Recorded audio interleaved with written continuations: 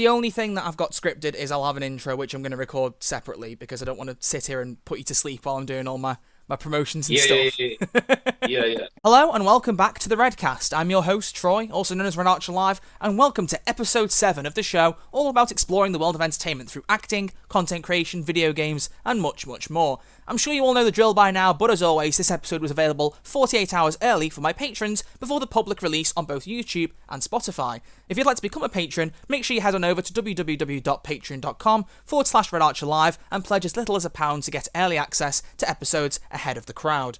This week's featured review comes from episode 6 of the Redcast from Ishan DW, who commented simply, "I had more fun than I expected with this." So thank you very much to Ishan and to anyone else who's coming onto this channel and finding out about this podcast through other people, or just generally to anybody who's new to the Redcast who hasn't checked out any of my other content beyond my usual Payday 2 stuff. Thank you for giving this stuff a chance. It's been an absolute pleasure to make this podcast and I'm really enjoying it, and I'm glad it's reflecting in the comment sections and messages I'm getting from all of you guys. But as always, make sure you leave a review in the comment section below for the chance to be featured in the next episode when I do the intro for episode 8 with another very special Payday 2 guest. But now it's time to begin episode 7, and I've got to tell you, I'm very excited for this one because our guest this week has had acting roles in just about every genre, TV show, and film you can imagine, from Indiana Jones and Supernatural to The Punisher and Mission Impossible, but you might know him best as Vlad Kozak in Payday 2. It is my absolute and genuine pleasure to welcome the fantastic Ilia Volok onto the show. How you doing, man? Oh, doing great. Happy to do this, and I'm glad we finally connected. So it's been fun to My set up. I pleasure. mean, yeah, you've had quite a Yeah, few things going on the way to getting this working. yeah. I guess because things are opening up, so now the projects started opening up, so they you know so few auditions came in and stuff like that. Yeah, No, it's good. I was talking to Pete about this, who plays Hox, and he was talking a lot about his concerns with getting roles and things in the current climate. So I'm glad that it's starting to open up a bit more because it's still, it's starting. I think it's little by little it's starting. Yeah, yeah, because it's very strange at the minute with the way everything's working. But hopefully we're getting towards yeah, the end of the tunnel. I mean, yeah, today we just yeah, had the news that that they've got a vaccine they might be rolling out soon. So I hope that kicks in because that'll help even more. yeah. But Oh yeah. I mean, it's just the more jobs you can get at the minute, the better, I guess. Just keep out there, keep active. Well, yeah, and staying creative and working on your craft, it's important. And I mean, this situation affected especially also many theater actors, and I mean, like Broadway shut down until at least until May. Yeah. So yeah, I hope all those can reopen soon. I love a good theatre play. They're always fantastic. oh yeah, oh yeah. It's always a good time. So the first thing I wanted to go into before we go into the very heavy Payday theme I've no doubt this will take, I wanted to start off first off by asking how you got into acting just in the beginning. What started you off in the industry? Yes, I was, I'm originally from Kyiv, Ukraine, but I went to study into the Moscow Art Theater School, which is quite known at that time. I mean, still now, it's one of the like maybe top 5 schools at that time in the former Soviet Union. So that's how I got. So I started. I graduated from the Moscow Art Theater School. It took 4 years, and then I was actually invited into several theaters Yeah. to continue. Because you become a member of one of the theater companies, and then you just that's how you become a professional actor. And but then the same year when I got accepted, I had to make a decision. I went. I left for LA. I went to the United States, and basically I started everything from the beginning, from scratch, because I didn't speak English. So, but I wanted to continue in my acting career. Yeah. So that's how it began. And then in LA, it took me about after I came into the United States, it took me about 3 years until I got my first role in a film, and that's how it started. And then since then, I was basically working on a regular basis. Yeah. So once you'd started, the work just kept coming, basically. Well, yeah, it's I'm one of those that would consider to be a journeyman actor. Go from job to job to and it's always that you don't know when the next you know project comes in, but so far it's like for the last 27 years I've been doing that. So You've certainly done all right from it, haven't you? yeah, it's okay. It's done So, okay. I mean, it's always always want to improve, always want to grow. Um, as a professional and yeah. So when you came over to America, did you come over on your own, or was there anyone who came with you from theatre I school or anything? no, basically what happened we at that year we had an exchange of it was a student exchange with Americans. It's one of those first like international after the Soviet Union opening up, and they started having those student exchanges, and Yeah. so Soviet students will go in the United States, Britain, and then the American students came to Moscow. Anyway, so that's how, and I met a girl from the North Carolina School of Arts. Yeah. Basically, that was during that exchange, and we got married, and she brought me over. I mean, it was a difficult decision to make, but anyway, so that's how I ended up in the States, in Oh, LA. wow. Yeah, but it was everything was in the beginning. Everything was fine. I mean, we didn't stay together very long. I mean, I guess she didn't realize what she wanted to do with her life. And then it was basically, it fell apart. But then I was pretty much left on my own. I had to figure out everything. I was doing all kinds of jobs, cutting sandwiches, working at the cemetery just to survive. And then little by little, I started, going to auditions, and that's how it happened with the acting. Yeah. So how old were you then when you came over to America? I was 25. Wow. Yeah, Young and was free in the heart of America. It must have been yeah. so overwhelming though because Well, yeah, such a dramatic change of scene. Oh, especially when I mean, it's just like you getting like in a totally different. Especially at that time, it's like a drastic difference because I was leaving when it was still Soviet Union.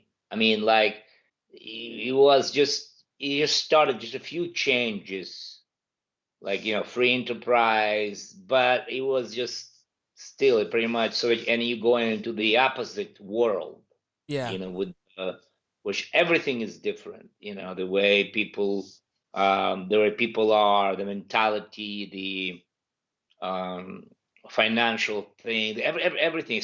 On top of that, I didn't know any language, I didn't know any English.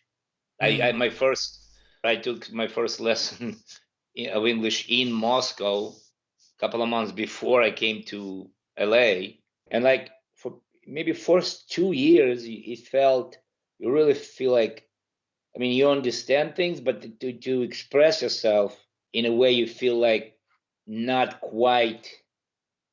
Uh, you feel less than you are if you were just in in your regular surrounding. I mean, you Yeah. feel that feeling. I remember it was so like if you go in with the you know because I had by that time I started having American friends, and if you go a couple of friends, you still feel like you can't really express yourself freely, and that feeling was dominating. But then, as time went by, I joined the theater company, surrounded by Americans, and basically uh, it became much more assimilated, basically. But it definitely was a process.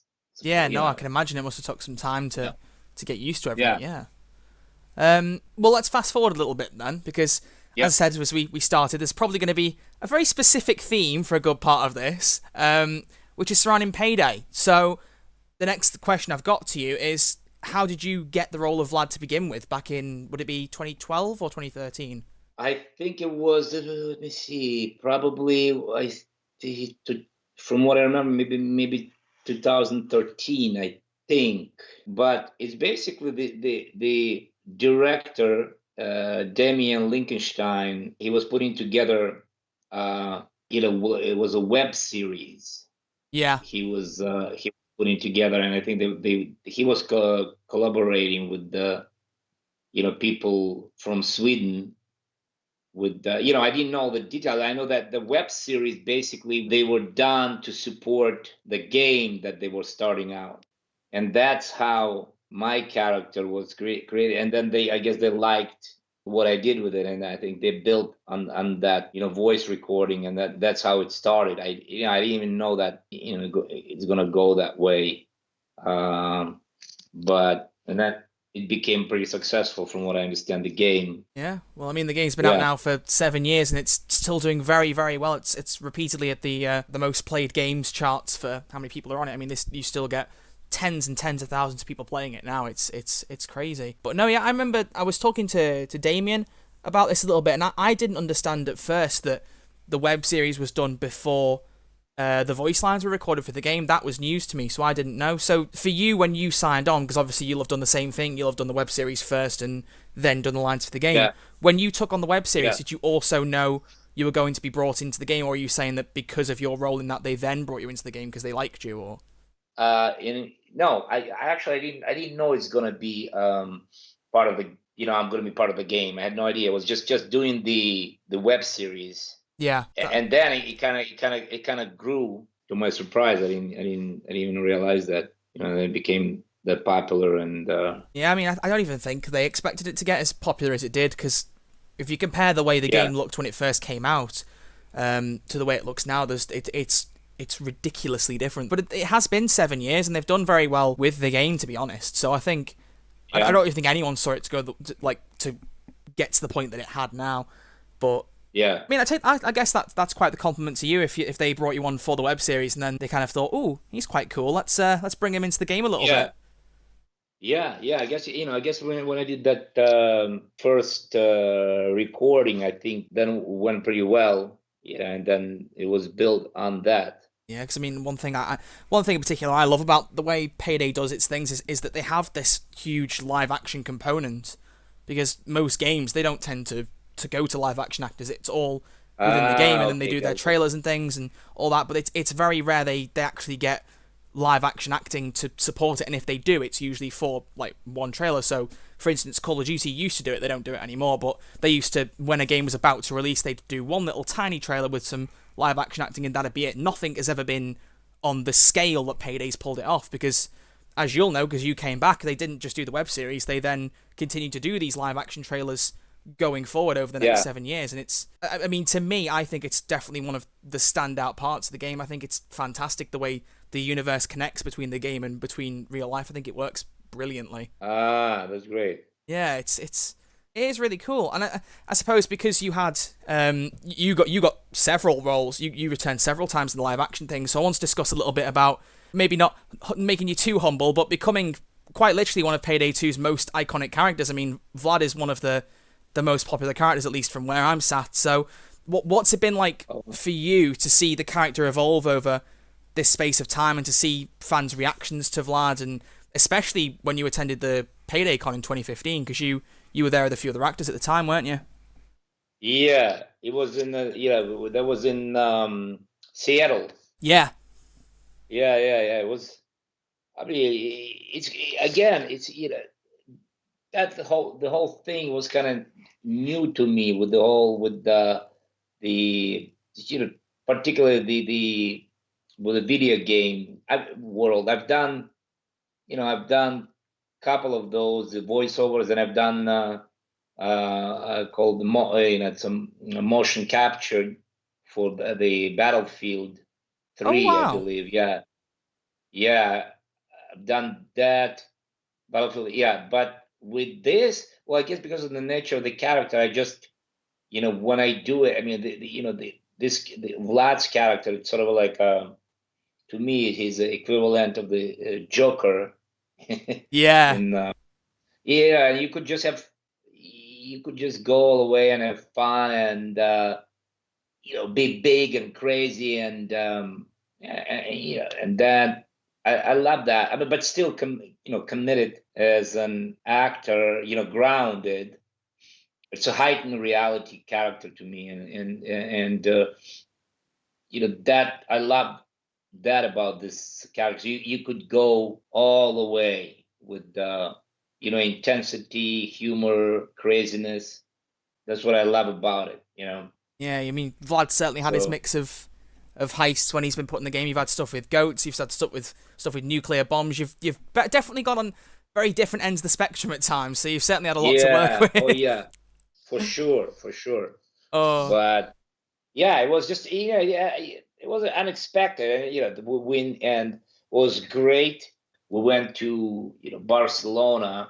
That was 2 years ago to shoot that sequence, the beach sequence. yeah. Yeah, that was great. That was really special. That was actually the next thing I wanted to ask you about, because that was, Yeah, I mean, for a lot of people, myself included, when that cutscene came out, because by that point there hadn't been something live action for Payday 2 for, how long had it been? About 2 years, I think.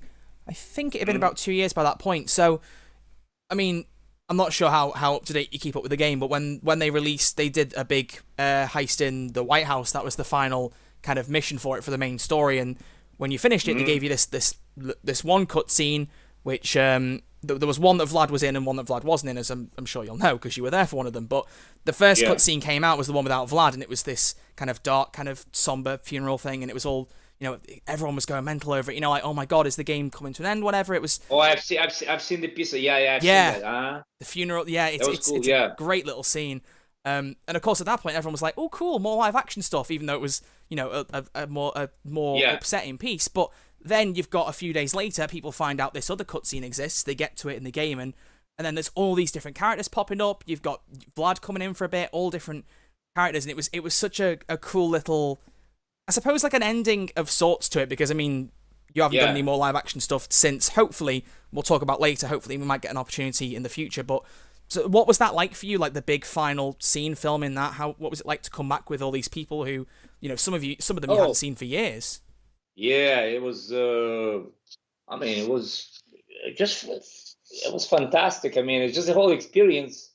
The whole experience was great. I mean, it's we were there for a few days, and I think the scene, it took us, what did we shoot? Look, I mean, the scene was shot for, I don't remember. We had a rehearsal, and then I think we did 2 days for the scene. I don't remember exactly, but it was just a blast, working with those guys and improvising, and director was cool, and I think it turned out really well. That's that segment. Oh, it did. I think it was.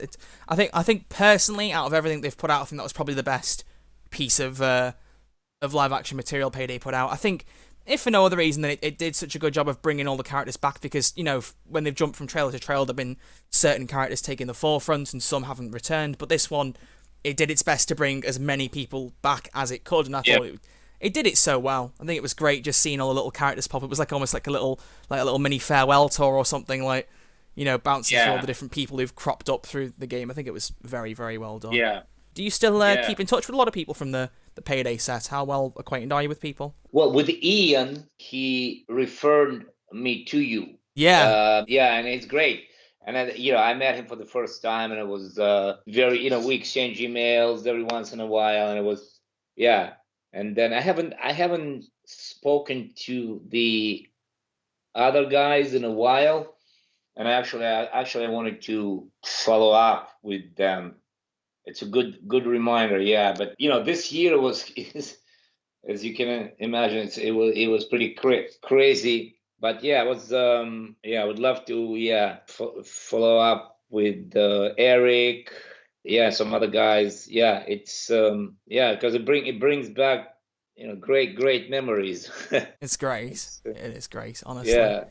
But no, I think that's what the year's done for a lot of us. I think even though it's been a very, dodgy year, it's reminded us of a lot of things that we should be doing and things you want to do. I mean, That's right. This whole podcast myself now, I mean, this was an idea I had for a very long time and kept saying, I should do that someday. I should get that set up and never did. And it got to the point where I was sat over summer thinking, I'm at home every day and not doing much. Let's finally get this going. Yeah. And it's been great. I've loved it. And getting all different people on, chatting to people like you, it's such a cool little experience. So I think even though we've had some bad things out of this year, it's always nice to look for the silver lining, I think. Oh yeah, of course. It puts things in perspective. Yeah, it does. You start appreciate things differently also. You do. You're realizing that you don't know what's gonna happen next. You gotta enjoy what you have and live in the moment. Exactly. I think it's good. I think it's a nice wake-up call for people to just kind of, don't waste your time and all that. Nice little bit of inspiration. No, absolutely. Yeah. Absolutely.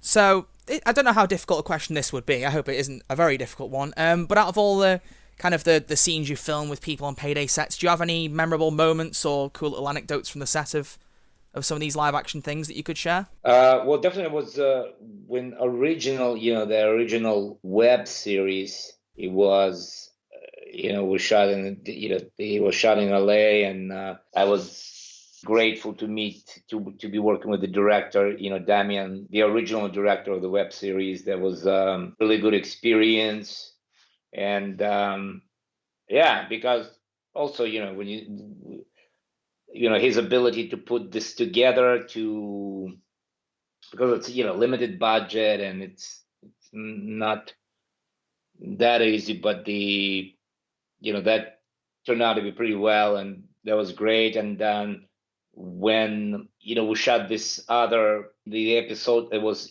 shot in I forgot for which sequence, but that when I'm sitting on the bench with Damien for the crime fest thing. Yeah. You got the heart shades and all that on. Yeah, that is a brilliant scene. That was nice. Of course, going to the convention itself, the 2015, that was a surprise. That was great, as well. But I'd say probably just for the fact that it was shot in Barcelona, it's like one of the greatest cities, and the whole experience of that travel and the team and those exotic locations. That was probably, I'd say that was to me, it was probably most memorable experience out of what we've shot, the live sequences. Yeah, no, I can imagine that was a great time. That sounded like, I mean, just like I said, from seeing everyone come back together, I mean, behind the scenes, that must have been such a fantastic experience to see everyone to get to film like more stuff. I mean, with people you'd seen before, people you hadn't. I mean, I presume you hadn't met Ian before until you did that scene. Yeah. And it came off, it very much gave the impression of, these are a bunch of friends that have done things before, they've come back together, and it's a nice little reunion. And I think the finished product really was just fantastic. I think it was really good. Yeah, that's the way. The creating that. That's also an acting skill, creating the chemistry between people that you don't really know that well, or but creating that history, and that's an actor's job. Yeah, it was great. And then of course we just did another about a month ago. I did another recording that was intense. It was about 2 hours, but it was nonstop. That from what I understand, it's their new thing. Ooh, this was only a month ago. We're recording. I recorded about it was a month ago. We recorded October 6th. Right. Well, I mean, you're doing a very good job of leading my topics. This is the next thing I was going to take us to. You're doing well here. I'm just telling you everything I remember. I know about what's connected with it. All that stuff. It's great. It's great. So. No, I was gonna say, because obviously when you filmed that beach scene, that was for Payday 2. That was supposed to be the end. That was meant to be the conclusion to the story. We're gonna leave things off there and come back with Payday 3. And obviously, Starbreeze as a company, they had their financial issues and, you know, some things went wrong. And now, as a result, they've come back to Payday 2. They're like, we're going to do some more things. And then afterwards, Payday 3. And of course, because they've been doing more things, they've brought some characters back. And you yourself, you've been one of the people to be asked back. So what was that like to get the call again and be like, we're not done with Payday 2, we want some more from you? Oh, it's always. I mean, it's always great. I mean, it's always. It means that you're doing a good job, and people like that, and there's demand, and I love the character. I love the just craziness of it, and just having fun with it. So I mean, that's great. It's always for an actor. It's any chance to work, to explore, to create it. You can't beat that. Yeah, especially if you're returning to a character, that's got to make it so much better because it's some work you've already made. And you're just adding to it rather than starting fresh again. Yeah. Oh yeah. Looking forward to I'm looking forward to that. Hopefully they'll do a movie one day. Oh, honestly, that's something we're all wishing for. I think, Ilia. It's what I've said to you. Like the whole live action angle Payday have done, because it's so different to any other game that's on the market. I think the best thing they can do is capitalize on it. And I know I was told that because they were so well received, as time evolved from when the game came out, they started to put more and more money into the live action things, and it shows. I mean, if you compare Vlad's first appearance in the web series to his last appearance in the Barcelona and the beach scene, just the way they were filmed, the way everything was set, and just even the scenes themselves, the design, that you could tell that it had improved so much. I imagine from your side as well, you'd noticed that. Oh yeah, for sure. Yeah, I don't know exactly how much more they'd put into it, but it was clear that they'd realised, they'd gone, you know what, these live action things, they're received really well. Let's really put some effort into them, like more effort than they already had, and it did show off. I think it was brilliant, and I really hope as I said, I'm constantly teasing the listeners, but we will move on to the next Payday game a little bit later on. But I do hope that when that time comes around, that they do keep up the live action thing. I think if that goes by the wayside, it will be a tremendous waste, because it's something Payday 2 has done so well. Yeah. It really is. But so this recording session you did last month, I've got to be very careful what I ask here, because I don't want you to say something you shouldn't, because this, I imagine, is for the next update for the game, which actually hasn't yet released, because, well, for everyone listening to this episode, this goes public on Monday. For patrons, they'll hear on Saturday. I'm hoping by the time this comes out that the update for which you've recorded new lines will have released, but at the point we're talking right now, it hasn't, because we're recording this on Monday the 9th. So this was how long was the recording session? Was this like a longer one than normal, or? Yeah, it would be. Yeah, it was quite loaded. Yeah. How long are your recording sessions typically then? Like in the past when you've done things, are they nowhere near as long? I'd say like 1 hour. So we're talking about roughly doubling that then? Yeah. Wow. Yeah. Oh, you're making me wish I'd waited till the update had come out so we could talk about it more in depth, because that sounds good. I mean, all we know so far is they've tried to, they've been hinting that the last few missions they've done, it's all been building up to this like final part of this Silk Road campaign. It's like the final mission's going to be coming out, and it does sound very much like, Vlad's getting revenge on this guy, this Buluc. He wants to attack his mansion and stuff. And I was thinking when they were talking about it, I thought, okay, so is Vlad going to have a more prominent role? And it sounds from what you said that he will. So I mean, that's exciting in itself. Yeah, looks like it. Yeah. Sounds good. I wish I could ask you more, but like I said, I'm not gonna push you for that, because I don't want you to say something that you shouldn't. But I mean, to me, that's pretty exciting to see a character that's had a role for so long to get a bit more attention, a bit more screen time. I think it's going to be quite good. So you got me looking forward to that now. I mean, like I said, everyone who's listening now will already know, hopefully, how that all turns out, and I'll be sure to send you a message when it comes out and tell you what I think, because that's got me very excited. Yeah. Of course, yeah. It's It was great stuff. Again, it was a lot of fun to do it. It was intense because there was a lot of stuff to record.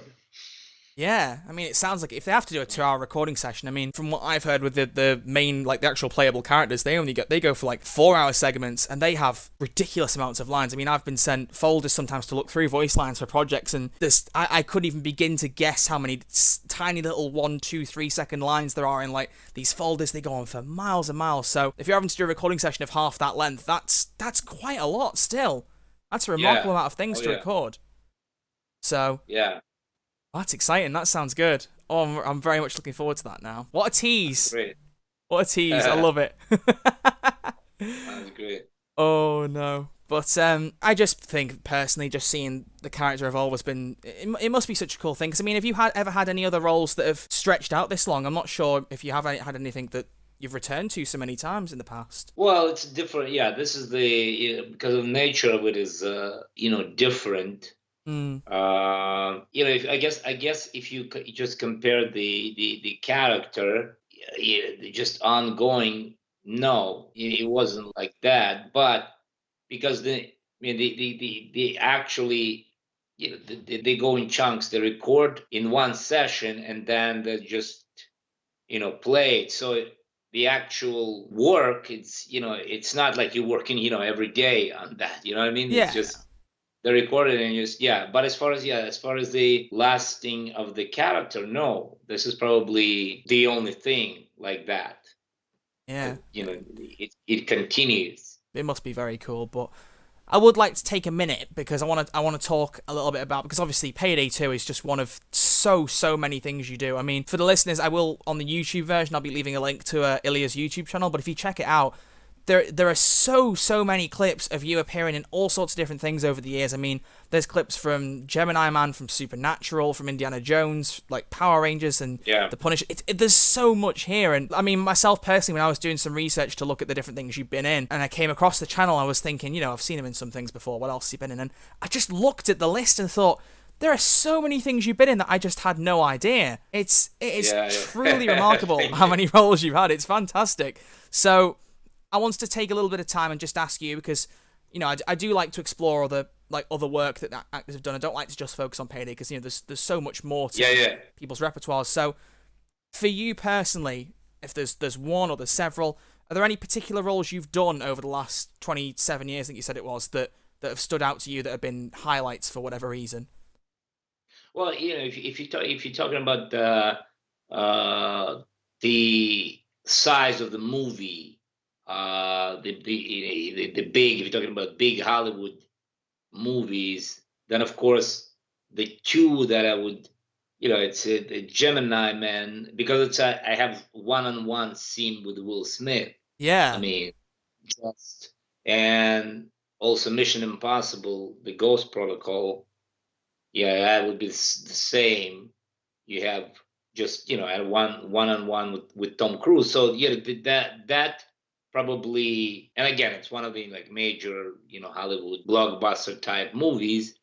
But if you're talking about the interesting and more complex characters, there was several of those even in the TV shows over the years. There was somebody like if I played, there was a TV show called Without a Trace, and I played a criminal guy, but who was in love with this girl, and that gives the dimension to the character and the vulnerability, and that's what I'm, as an actor, that's what I like to do Yeah. when there's more complicated stuff or things or vulnerable, or so it shows not only one side roughness of the character, but also there's another dimension to it. But of course, what's written in film and TV, especially with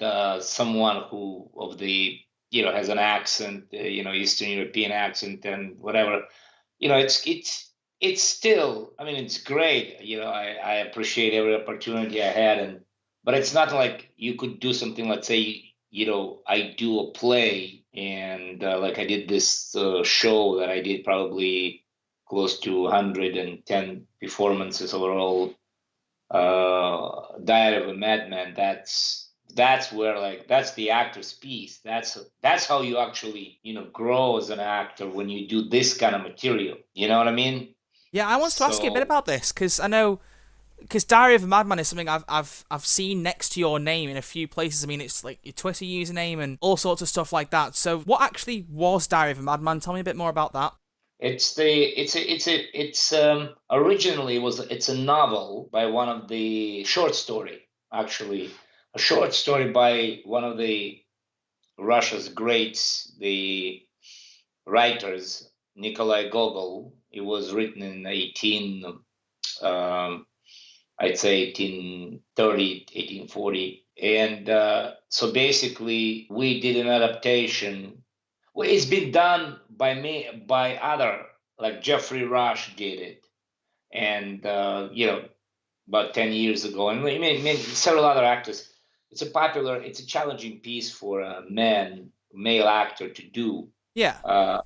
Anyway, so and then we did this adaptation with the director, and since then I took it to New York. I was in, did a couple of shows in London last year. I did, I went to Dubai. Overall, I did like 100 some shows with it. So basically, it was a one man show that I adapted from that short story. And it's about the civil servant who in Russia, who's he falls in love with the daughter of his boss, and he gradually slides into insanity,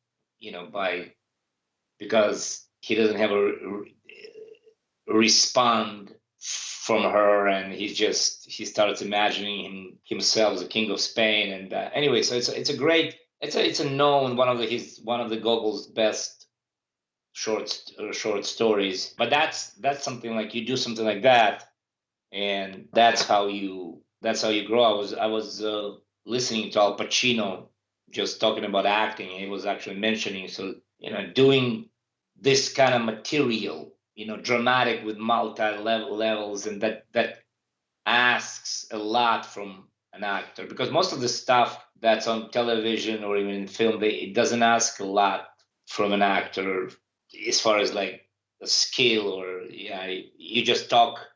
I mean, most of these situations are pretty simple. It's nothing complicated or dramatic for most of the parts, and stuff like that, where you have to really go into nuances, and so that's why I love also doing theater. Yeah. No, that sounds good. I mean, I've always loved going to see plays at theatres and stuff. I think it's such a different experience to watching a film or watching a TV show, and it's such a good time. I had no idea you'd taken it to London. If I'd have known that, I'd have sought it out and tried to go and see it, because I'd have seen your name and gone, oh, cool, let's go see this. Because, I mean, personally, I've actually not heard of it before.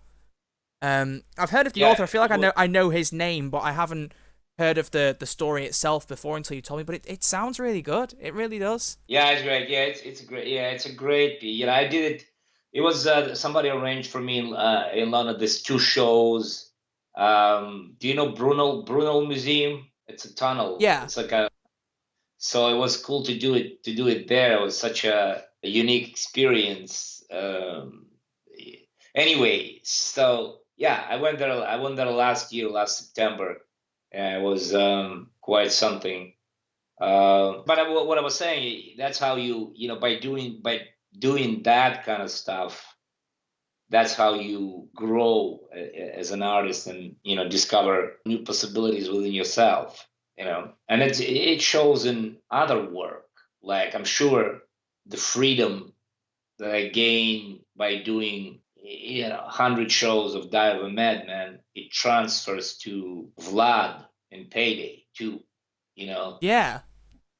There's no doubt about that. You know what I mean? Yeah, no, I'd agree. I think with any time, really, with any role, if you spend enough time doing it, the way you sound at the beginning is so different to the way you sound in present day, and I think that will definitely have impacted that transition. If you look at how you played Vlad in the web series, and then you compare him to how he sounds now, there definitely will be quite a transition in character. I would say, no doubt. It's still Vlad, but it's evolved and grown and changed so much as a result of both you playing the role for such a long period of time. As you said, it's not something you've done before to this extent, but also through things like Diary of a Madman. Yeah, it all kind of molds together and benefits you in all sorts of ways. It's a freedom and discovery of yourself and trusting yourself, and then it basically transfers it into another work. Another work. Do you think you'll be taking it? I mean, once everything's calmed down in the world, do you think you might be taking it again on the road again anytime in the future, or is that it now for Diary of a Madman? Well, it's always I don't want to, the great part about it, that it's very easy to take it somewhere, because there is no set really. It's just it's just no set. It's just a little, basically I have like a bed sheet, bunch of papers like letters, and little stool, and even sometimes I don't use the stool, depending on I just adjust to to whatever. It's so crazy, because I've done it in the big theater in New York, like really like solid off-Broadway stage, not off, but like a really. And then I did in Paris in actually like 10 feet wide space in this theater, the Theater de la Huchette, famous little theater. And and it was crazy, but I would, absolutely, I would love to take it. In fact, we were talking about last year maybe going to Europe, so we'll see. When this thing, of course, I would love to continue with that. Yeah, it'd be great if you ever come bring it back to the UK. Give me a shout. I'll come and watch it. I'd love to. Oh, that would be great. Actually, I was talking to this. We exchange emails with this lady within little theater over there to make maybe do like a run. So we'll see when it's all settles down. We'll see. Maybe we'll. I'd love to do it in London. Yeah, to do a run. That would be great. Yeah, it sounds good. I'd definitely be very interested to see it. Like, I've not seen nearly as many. Oh no, it's fine. I mean, I've not seen nearly as many theatre plays recently as I'd like. I mean, with everything being cancelled, it does create problems. Yeah. But that's something I'll definitely be striving to do, especially when everything calms down a little bit. Just going out and seeing them, because it is such an experience. And if there are people listening who have seen TV and film, never really been to see a play and never really thought of it, go, because it's such a fantastic thing. It's such a different medium, I think, to watching everything on a screen. You see, like, in real time all the emotions and everything. There's no editing there. Everything's purely real time, and you see all the reactions and everything, and it's the work that goes into those, I can only imagine, is just, it really does reflect. And I think something as small scale as that, I mean, there's something in the UK which is of a completely different theme, I will say, but I don't know whether you've heard of it. There was a play called Fleabag that's now been adapted for TV and stuff, but that started very much as just a play of one woman sat on a stool talking, explaining a whole story.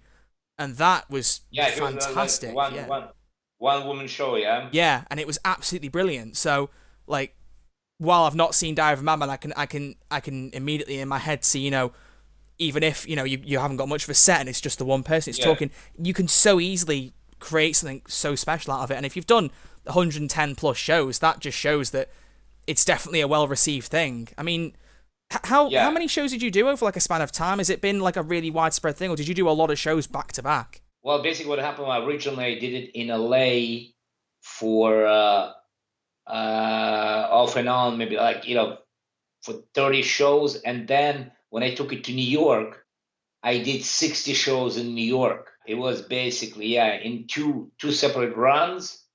Like, first run I did 30 shows, and then like a month later I did another 30 shows. That was an unforgettable experience. I can imagine. Was that like one performance a day, or did you do like a matinee in an evening, or how did that work? It was first run, because I wanted to fit several, like a certain number of shows in 3 weeks, so I did once a day and then twice on Saturday, which was crazy. I would never want to do that again unless I have to. But two shows of that play, two performances of that show. It's too I mean, because it's an intense piece and moving around and all that. anyway, but yeah, and then on the second run, I just did it once a day with basically 1 day off during the week. But yeah, that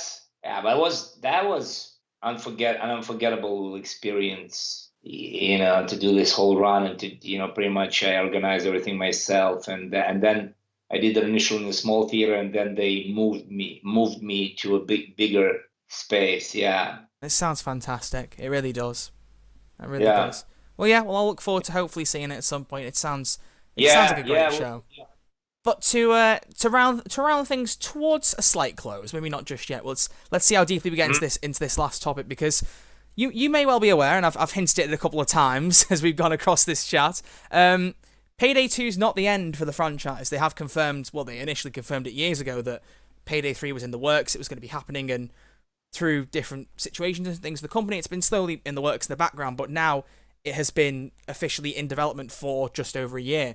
So my question to you is, first off, do you know anything about Payday 3? And second off, would you like to be involved in it? Yeah, I honestly I don't know I'm not sure. I don't know the details about Payday 3, not sure. And of course, I would love to. I mean, it's obviously just to continue having fun with the character and be part of the team. That's great. Yeah, I think they've left Vlad in a very good place. I mean, they've not kind of written him off in any way. He popped up on the beach. There was nothing really terminal about it. So I think they've, should they choose to revisit Vlad, which I sincerely hope they do, then they've left it in a good place for it to happen, I think. Yeah, I think so, yeah. In what capacity would you like to do more of the live action or more of the voice, or both? Like, do you have a preference, or are you just basically happy to reprise Vlad in any capacity? I would of course, I would love to do live action as well. Yeah, because it's different. Yeah, it's that would be great.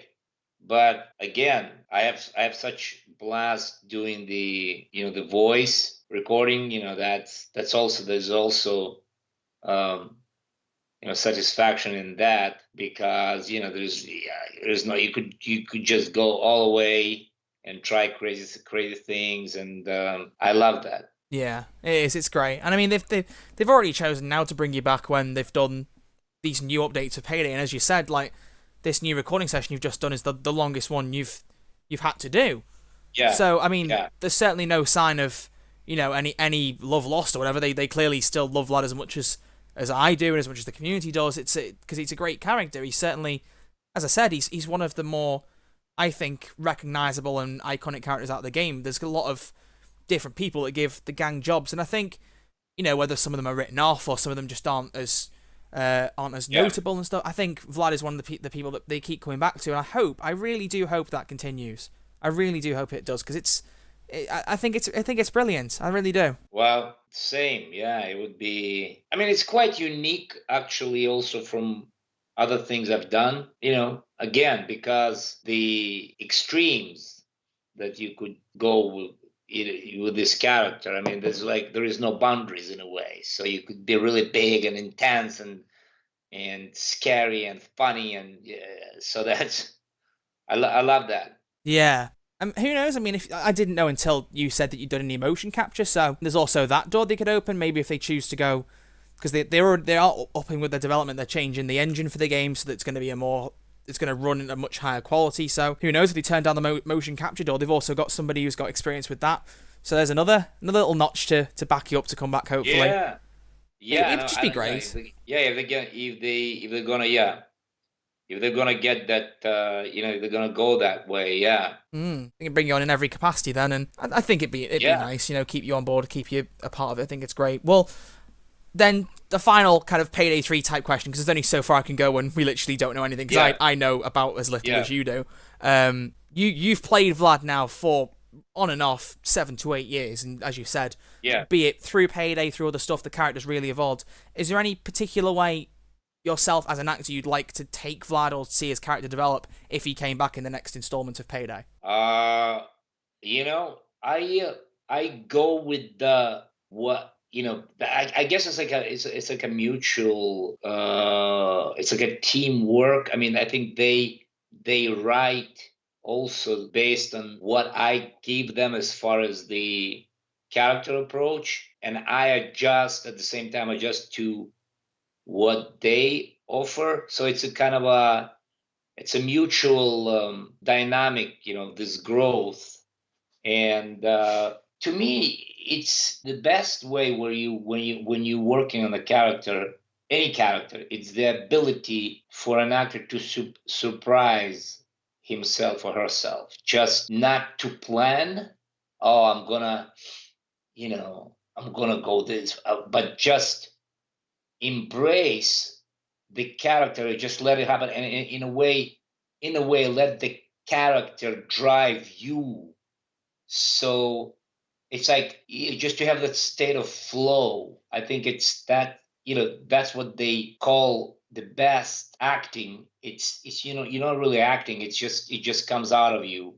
It's your subconscious that drives you. So I don't know. I mean, I don't know I don't have any plans to see, oh, I want him to be, particular this way or that way. I have the sense, the base for this character, and I just throw myself into it and let things happen. I think that's the best approach. No, that is the best approach, definitely. It allows you to be far more flexible, and then if you haven't got a specific focus, then you can be told a certain way, and you can negotiate over it. Because I think that's the best way. Because I wasn't really sure how the lines are written. I imagine a good portion of it, is written, but I would presume they give you some room to kind of improvise around it. And, yeah, of course. Yeah, so you get to come up with your own little funny Vlad lines and all sorts. And oh yeah, they go, and the stuff and the singing and stuff. It's always and you get on the flow and you start. That's the best part of it. Yeah. And again, they feed off me, and it's the mutual collaboration like that. Sounds good. Well, let's hope that continues. I really do hope to see that come back, because I mean, it's something I've said before. I mean, they won't completely, move on from everything that made Payday 2 great, because obviously then the game wouldn't do well, because they'd have to, root it in a sense of familiarity. Because I think, for me personally, I think for a lot of the community, the first Payday game, while it did very well, it didn't have nearly the impact and the community that the second game's brought in. So some transitions, were made from the first game to the second. I mean, for instance, I don't know whether you knew, Damien wasn't changed in the first game. He only stepped in at the second one.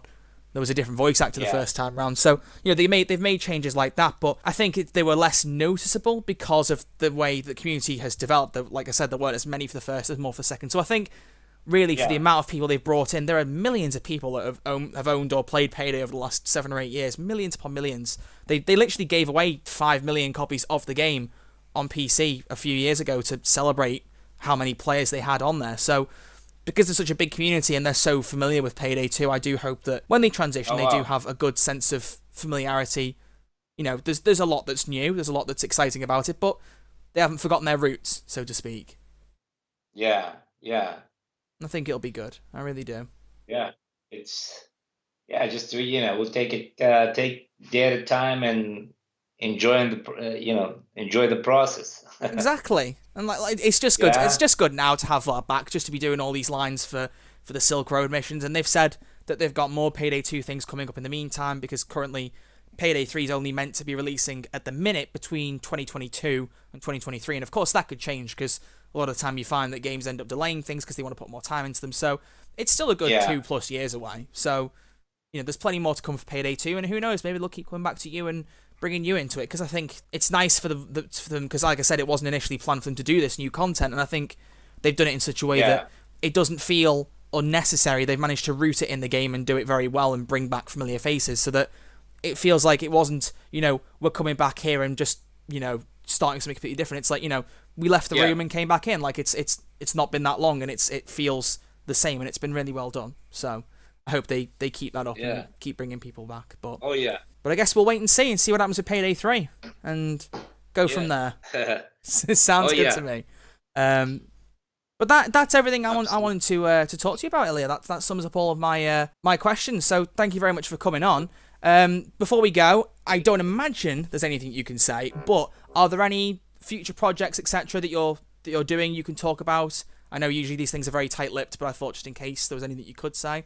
They are actually there's a couple of things that is still I self-tape for. So there is one project that I think I'm gonna find out. I think it's supposed to be today actually, or maybe tomorrow. That it's a film, but I don't want to go into details. No, of course. That's what I'm saying. I know, like a lot of.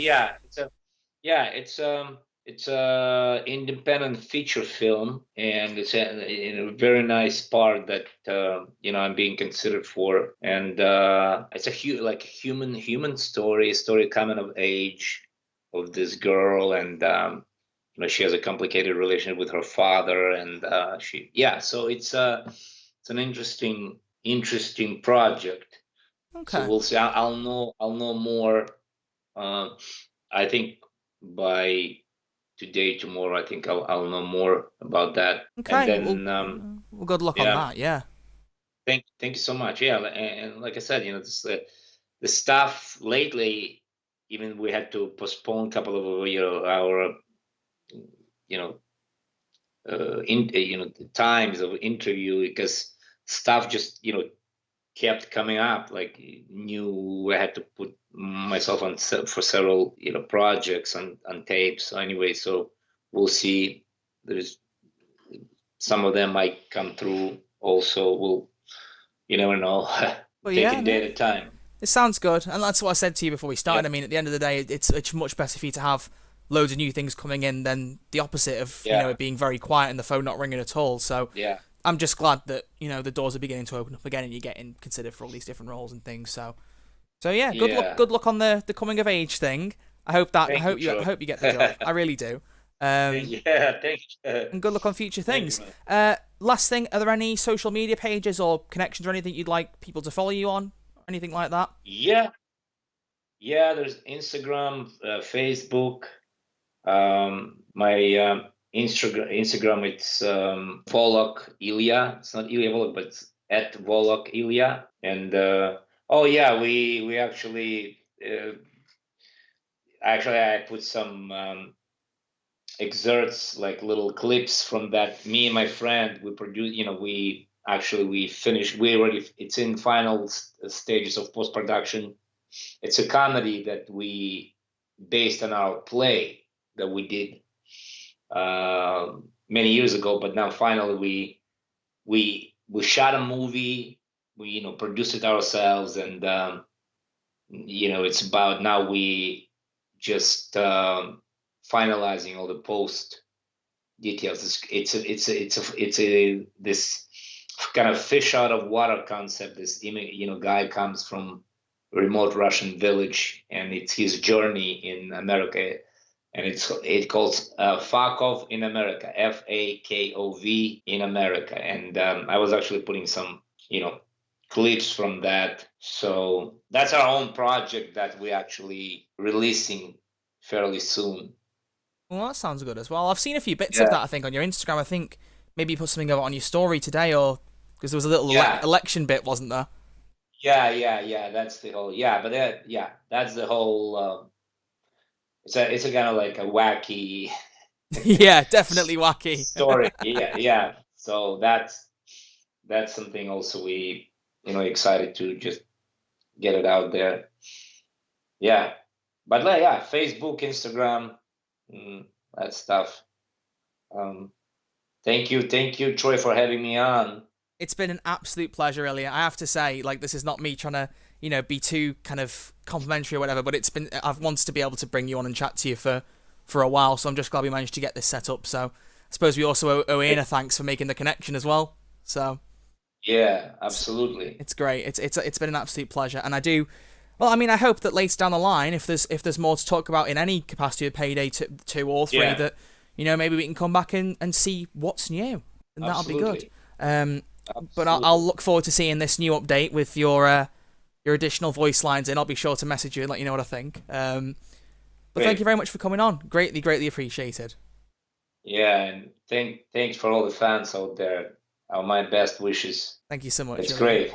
It is. Thank you, It's Vlad. brilliant. My absolute pleasure.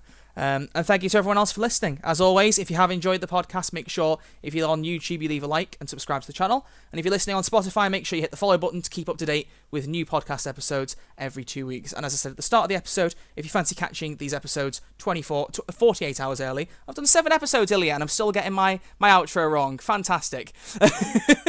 But yes, if you do fancy getting the episodes 2 days early, I'll get it right in a minute. Make sure you head to www.patreon.com/Red Archer Live to get that early access. But thank you very much to everyone for listening. And once again, Ilia, thank you so much. It's been an absolute pleasure to chat to you. Thank you. I appreciate it. Yeah. All the best. You too. Thank you very much, Ilia. Bye-bye. Thank you. Bye-bye.